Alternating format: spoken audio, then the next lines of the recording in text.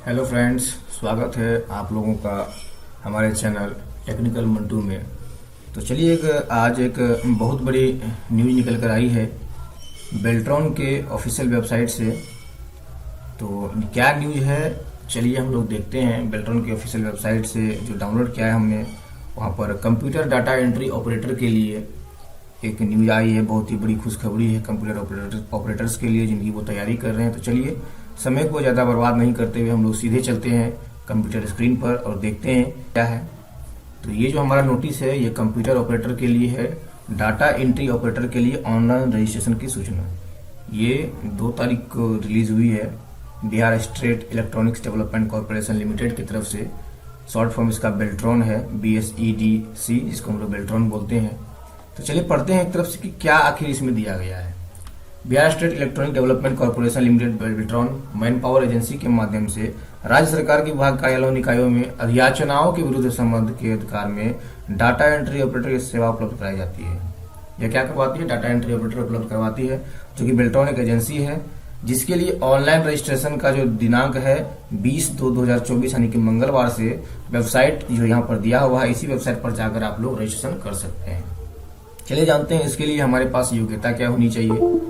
तो सबसे पहले जो शैक्षणिक योग्यता है वो हमको चाहिए इंटर पास यानी कि 10+2 पास एवं 1 वर्ष का कंप्यूटर कोर्स तथा हिंदी या अंग्रेजी टाइपिंग का अनुभव। 1 साल का कंप्यूटर कोर्स होना चाहिए, इंटर पास होना चाहिए और अंग्रेजी और हिंदी में टाइपिंग का अनुभव होना चाहिए। या फिर अभ्यर्थी को 10+2 यानी कि इंटर पास होना चाहिए और BSDM यानी कि बिहार कौशल विकास मिशन के द्वारा जो 400 घंटे का जो एक डोमेस्टिक डाटा एंट्री ऑपरेटर का एक कोर्स चलाया जाता है, उसके तहत अगर आप सफल हैं तो फॉर्म को भर सकते हैं। चलिए नेक्स्ट स्टेप में देखते हैं। उम्र की सीमा जो है वह कम से कम 18 वर्ष और अधिक से अधिक 59 वर्ष तक के व्यक्ति जो हैं, जो स्टूडेंट्स हैं, वो इसमें आवेदन कर सकते हैं। परीक्षा शुल्क की अगर बात करें तो बिहार राज्य के जो अनुसूचित जाति है, अनुसूचित जनजाति है, उनके लिए 250 रुपये है।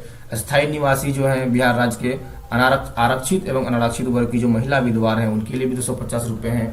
और जो दिव्यांग है, जो 40% दिव्यांगता जिनके पास है, वो 250 रुपये के साथ फॉर्म को भर सकेंगे। बाकी जो सामान्य कोटि हैं और अन्य सभी उम्मीदवारों के लिए 1000 रुपया लगेगा। सबसे बड़ी इंपॉर्टेंट चीज क्या है कि अभ्यर्थी को जो परीक्षा शुल्क विभिन्न बैंक के द्वारा जो निर्धारित चार्ज देना होता है, ऑनलाइन भुगतान के क्रम में बैंक द्वारा स्वतः बैंक चार्ज के रूप में लिया जाता है। जो चार्ज है वो बैंक खुद ले लेगी, ठीक है। तो आपका जो 1000 है तो वो 2015 भी हो सकता है, 2020 भी हो सकता है। और इससे संबंधित जो डेट है, ऑनलाइन आवेदन पत्र भरने से संबंधित तिथि एवं अन्य निर्देश जो भी है, तो पब्लिक जो नोटिस रिगार्ड में आएगा हमारा 20 तारीख से आएगा और रजिस्ट्रेशन का डेट भी हमारा 20 फरवरी 2024 से ही स्टार्ट हो जाएगा। और इसकी जो अंतिम तिथि है वह है 15/3/2024, यानी कि हमारे पास लगभग 1 महीने का समय होगा इस फॉर्म को भरने के लिए। तो हम आशा करते हैं कि आप सभी इस फॉर्म को भरेंगे और जी तोड़ मेहनत करेंगे। अगला देखते हैं हम लोग कि इसका सिलेबस हमें कहाँ से मिलेगा। परीक्षा का जो सिलेबस है NIOS के डाटा एंट्री ऑपरेटर के सिलेबस कोड संख्या 336 के समान होता है। सिलेबस जो है कि वेबसाइट पर मिल जाएगा आपको, Bihar electronic state development corporation के वेबसाइट पर मिल जाएगा, बेल्ट्रॉन की वेबसाइट पर मिल जाएगा। और इसका जो परीक्षा होता है वह 60 अंकों का 1 घंटे की जो परीक्षा होती है, उसमें केवल कंप्यूटर से संबंधित ही मल्टीपल चॉइस क्वेश्चन पूछे जाते हैं, जिनमें आपको उत्तीर्ण होने के लिए कम से कम 50% अंक लाना होता है। और इसमें नेगेटिव मार्किंग का कोई प्रावधान नहीं रहता है, इसलिए आराम से पढ़ें, मन लगाकर पढ़ें और यह एग्जाम आप लोग आराम से निकाल सकते हैं। और जब आपका MCQ टेस्ट आप जब सफल हो जाते हैं तो प्रत्येक टाइपिंग परीक्षा टेस्ट के बीच उचित अंतराल होता है। जैसे कि अब कंप्यूटर बेस्ड यानी कि MCQ अगर आप पास कर जाते हैं 50% अंक के साथ, तो आपका टाइपिंग टेस्ट लिया जाता है। टाइपिंग टेस्ट का क्या होता है कि 2 टेस्ट होता है, हिंदी और इंग्लिश, दोनों के बीच में 15 मिनट का समय मिलता है। हिंदी जो है वो मंगल फॉन्ट में होता है, रेमिंगटन गेल में होता है। कीबोर्ड जो होता है रेमिंगटन गेल के तरफ से होता है। दक्षता का स्तर जो है अंग्रेजी में कम से कम 30 वर्ड पर मिनट यानी कि 30 का स्पीड होना चाहिए और हिंदी में कम से कम 25 वर्ड पर मिनट यानी कि हिंदी का स्पीड 25 होना चाहिए, ठीक है। और निर्धारित दक्षता स्तर पर महिलाओं को, अनुसूचित जाति एवं अनुसूचित जनजातियों को प्रत्येक स्तर पर मूल्यांकन में 10% तथा दिव्यांग अभ्यर्थियों के लिए 40% दिव्यता जो प्रमाण पत्र को धारण करते हैं वो 15% की अधिमानता दी जाती है, यानी कि छूट दी जाती है। 10% महिलाओं के लिए, अनुसूचित जाति और जनजाति के लिए, और 15% जो दिव्यांग लोग हैं उनके लिए। परीक्षा उपरांत अभ्यर्थियों के लिए कट ऑफ अंक निर्धारित कर पैनल संधारित किया जाता है। एक पैनल बनाया जाता है, जब आप उस पैनल में आ जाएंगे तो आपकी पोस्टिंग कहीं ना कहीं होती है। सेवा प्रदाता एजेंसी रजिस्टर्ड तथा गुणवत्ता परीक्षा अभ्यर्थियों का पैनल संधारित करेगा। अधियाचनाएं प्राप्त होने पर इस पैनल से अभ्यर्थियों की सेवा की मांग की जाती है। जैसे आपका पैनल में नाम आ जाता है तो जो भी कंपनी है या जो भी सरकारी ऑफिस है वहां से जो डाटा एंट्री ऑपरेटर का जो मांग किया जाता है, तो ये बेल्ट्रॉन जो है अधियाची विभाग में जो भी विभाग इसे मांगता है लड़का, उसको यह क्या करता है, वहां पे लड़का भेज देता है।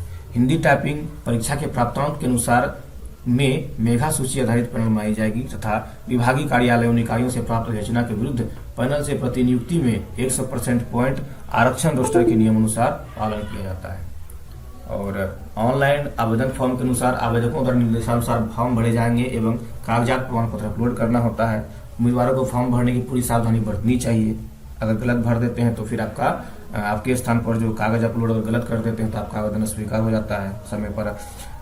इस संबंध में निगम की वेबसाइट पर सूचनाएं प्रकाशित की जाती हैं। एडमिट कार्ड भी डाउनलोड करने के लिए परीक्षा तिथि, समय का कोई अंक केंद्रित होता है।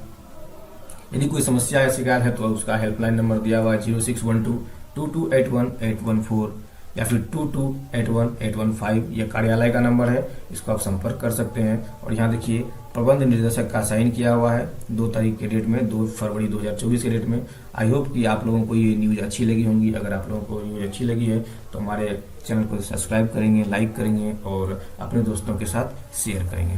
धन्यवाद।